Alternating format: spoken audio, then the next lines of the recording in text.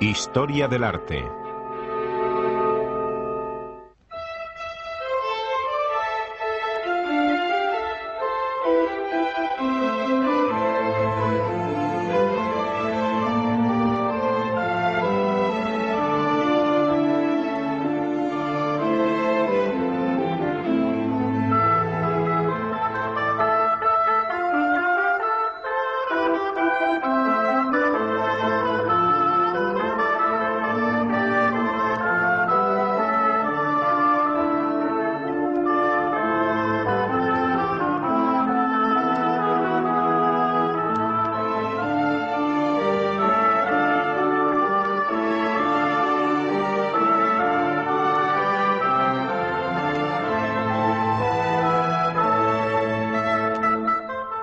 Renacimiento.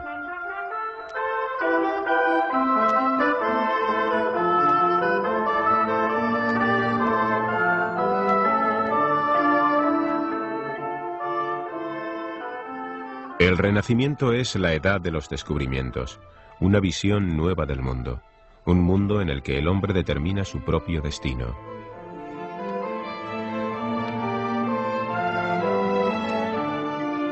Todo el pensamiento se vuelca en el arte, en la búsqueda y en la experimentación. En todos los campos se trazan nuevos caminos. La descripción realista de la naturaleza y del hombre es el objetivo principal de los artistas del Renacimiento. El hombre descubre su unicidad y su individualidad. Los rostros de esta época irradian un sentimiento de seguridad que ha superado los temores medievales de la retribución divina y del juicio final. Florencia es la cuna de la nueva época. En ella, a finales de la Edad Media, emerge una imagen nueva del hombre, una actitud mental que llamamos humanismo, porque coloca al hombre en el centro de todas sus ideas. La historia del Renacimiento es la historia de las ciudades independientes de Italia. Florencia, la ciudad de los Medici, era una de las más ricas y poderosas. El nuevo sentimiento de seguridad y la nueva riqueza se desplegaron abiertamente y sin timideces en las artes.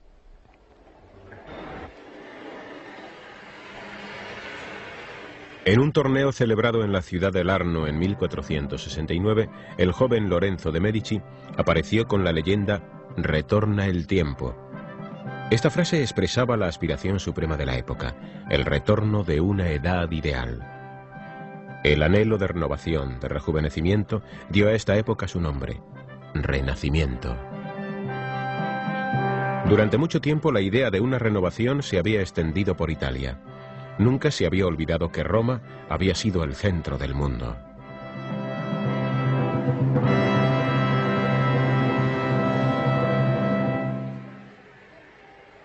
Y la arquitectura en las ciudades-estado italianas había sido siempre especialmente diseñada para convertirse en el símbolo de las ideas de la ciudad.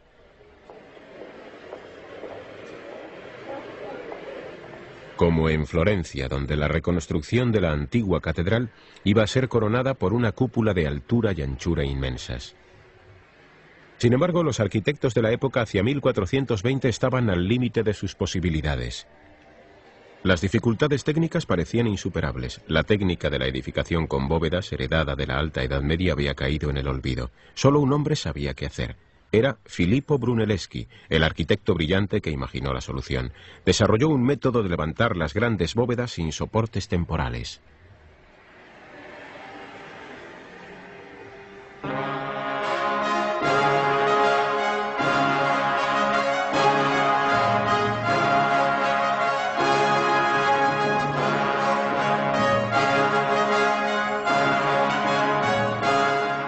Con la creación de esta obra maestra, dio a Florencia un emblema visible desde todos los horizontes. El espíritu audaz del Renacimiento llevó a cabo la tarea legada por la Edad Media como un problema sencillamente insoluble. La cúpula de la catedral florentina se convirtió en la expresión visible de las nuevas aspiraciones de la época.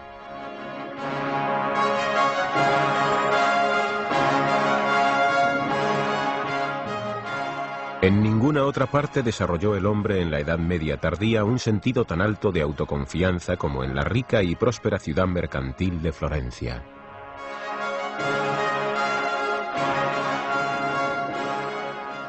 También estaban aquí los artistas capaces de expresar esta nueva actitud. Uno de los más importantes fue Donatello. Hacia 1415 el gremio de armeros le hizo el encargo de crear una estatua de mármol en honor de su santo patrón, San Jorge. Los armeros deseaban ver su oficio representado en la armadura del caballero cristiano y recibieron mucho más, la primera escultura de tamaño natural desde la antigüedad. Allí está descansando en sí misma, segura y completa. Esta concepción de la figura humana era completamente nueva. La viveza y animación de la escultura está acentuada por la claridad y simplicidad de sus contornos. Miguel Ángel dijo una vez que sería posible tirar por una pendiente una buena escultura sin que se rompiera ninguna de sus partes. En el San Jorge de Donatello, esta idea se había hecho realidad. La autoconfianza irradiada por esta escultura caracteriza la nueva imagen del hombre, no solo en el arte, sino en la sociedad.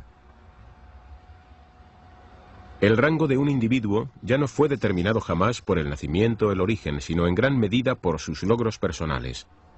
Esto se realizaría en la infinita variedad de las actividades humanas, políticas, militares, mercantiles o artísticas. La habilidad era decisiva. Surgió una élite de hombres hábiles. Líderes militares como Francesco Sforza en Milán también respondían a estas cualidades. Los Medici en Florencia lideraban la banca internacional más próspera. El círculo de amigos de Lorenzo el Magnífico comprendía artistas, poetas y estudiosos de todas las capas sociales.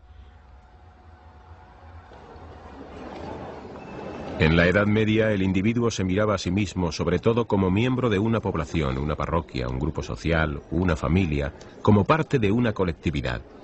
En Italia, en esta época, el individuo se libera de estas ataduras. El hombre comienza a ser consciente de sí mismo como individuo, con personalidad propia. En la Edad Media las poblaciones estaban orgullosas de sus santos, cuyas reliquias veneraban en las iglesias. En el Renacimiento la gente comienza a estar orgullosa de sus contemporáneos importantes, artistas, poetas y jefes militares.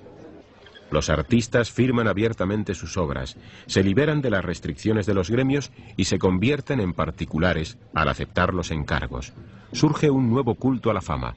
Los monumentos no tienen otro propósito que enaltecer la memoria de una persona y sus hazañas. Esta finalidad surge por primera vez desde la antigüedad.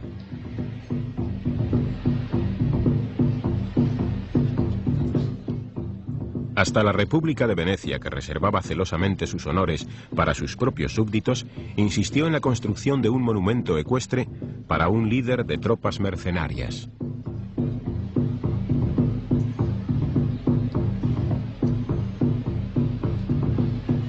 El encargo fue encomendado a un escultor experimentado, el florentino Andrea Verrocchio.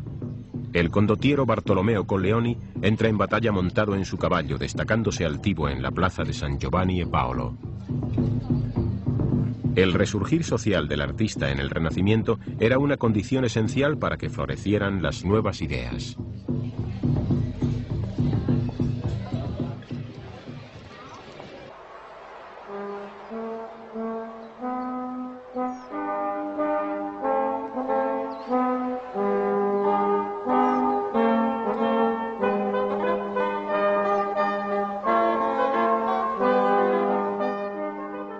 Los poetas del Renacimiento descubrieron la belleza del paisaje y los ciudadanos la belleza de sus ciudades.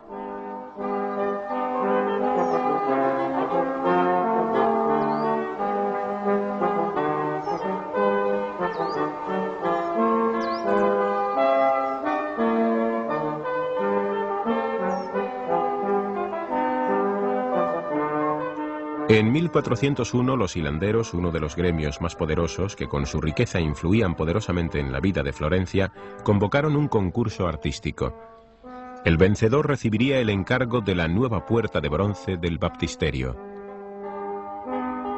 Se ha conservado el trabajo de los dos concursantes. Los dos relieves describen el sacrificio de Isaac. El premio lo ganó el orfebre Lorenzo Ghiberti. En su sacrificio de Isaac se mezcla la gracia y la delicadeza de líneas del gótico tardío con el ideal antiguo de la belleza física.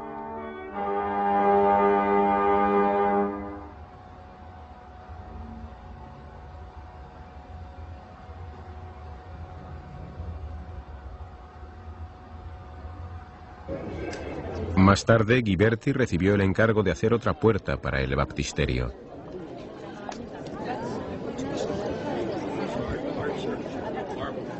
El escultor de bronce se esforzó por emular las posibilidades de la pintura. En su relieve plasmó no solo formas arquitectónicas e interiores, sino también paisajes.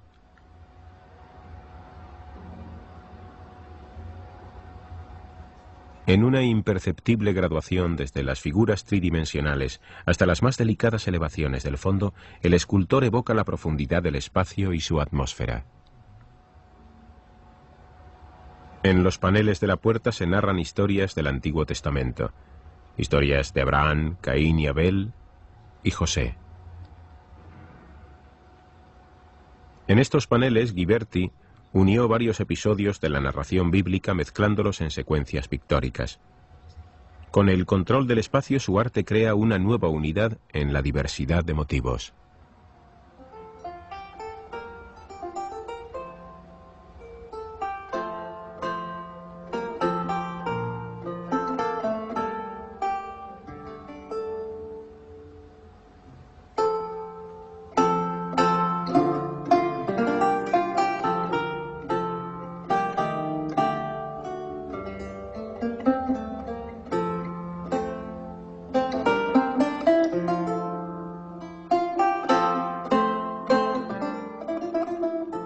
La combinación de espacio y figura en Ghiberti fue un logro fundamental para el arte de composición del Renacimiento.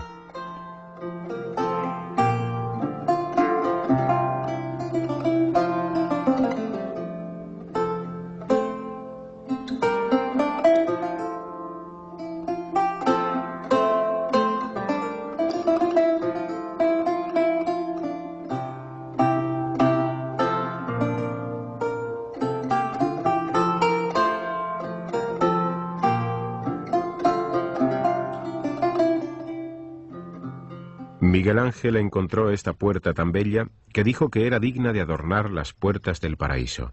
Desde entonces es conocida con el nombre de Puerta del Paraíso. Ghiberti se aprovechó en estos relieves de una de las invenciones más importantes de la época en Florencia, la invención de la perspectiva. Naturalmente, los pintores de la antigüedad y de la Edad Media sabían que cuanto mayor es la distancia, más pequeños parecen los objetos, que la posición de un objeto en relación al ojo del observador determina su apariencia en cuanto a longitud. Sin embargo, sus tentativas carecían de una aproximación sistemática. La ley de la perspectiva fue encontrada por el brillante arquitecto florentino Filippo Brunelleschi. Una de las primeras pinturas monumentales hechas según el nuevo sistema de leyes ópticas y matemáticas se encuentra en el fresco mural de la iglesia florentina de Santa María Novella. El fresco mural de Masaccio pinta la Santísima Trinidad con María y Juan. Una capilla sencilla de bóveda de cañón se abre en medio de una estructura de columnas y pilares.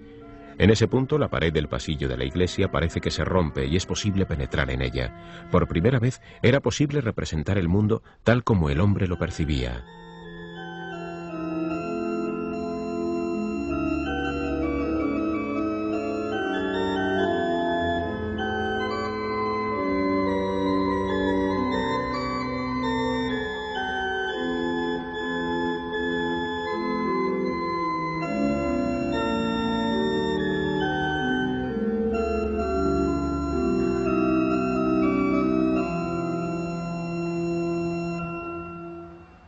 En las pinturas hechas con perspectiva todo se ve desde el punto de vista del observador. Nunca antes se había tenido tan en cuenta al ser humano individual.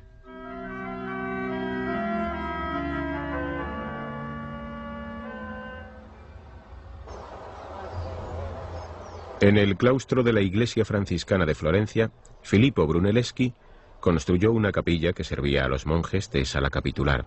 Actualmente se conoce con el nombre de sus donantes, la rica familia Pazzi.